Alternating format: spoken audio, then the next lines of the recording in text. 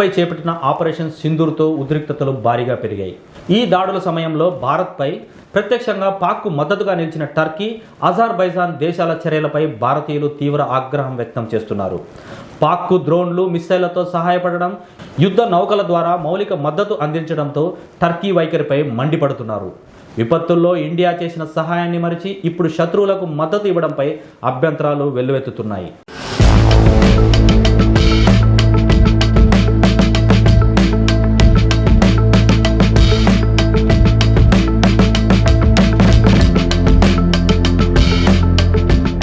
భారత్ వ్యాప్తంగా boycott Turkey, boycott Azerbaijan అనే ఉద్యమం ఉధృతంగా మారింది. ట్విట్టర్, ఇన్స్టా వంటి సోషల్ మీడియా ప్లాట్ఫామ్స్లో లక్షలాది పోస్టులు వైరల్ అయ్యాయి.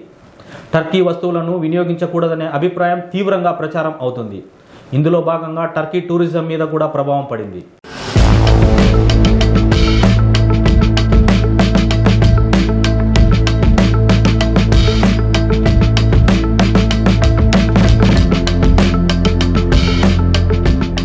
భారత్ నుంచి ఏటా వేల మంది టర్కీ పర్యటనకు వెళ్తుంటారు. కానీ ఈ నేపథ్యంలో గత వారం రోజుల్లోనే టూరిజం బుకింగ్స్ 60% వరకు క్యాన్సిలేషన్స్ నమోదైంది.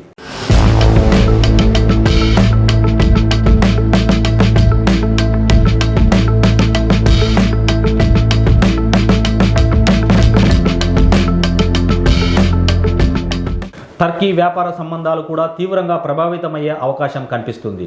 భారత్ టర్కీ నుంచి దిగుమతి చేసుకునే మార్బల్స్, అలంకరణ సామాగ్రి, dry fruits, furniture, silk Lenin, apples, carpets వంటి వస్తువులపై డిమాండ్ తగ్గుతుంది.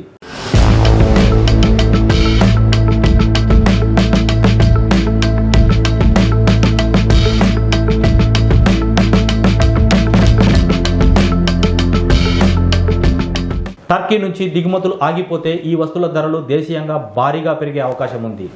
అదే సమయంలో స్వదేశీ పరిశ్రమలకు ఇది ఓ అవకాశంగా మారొచ్చనేది నిపుణుల అభిప్రాయం.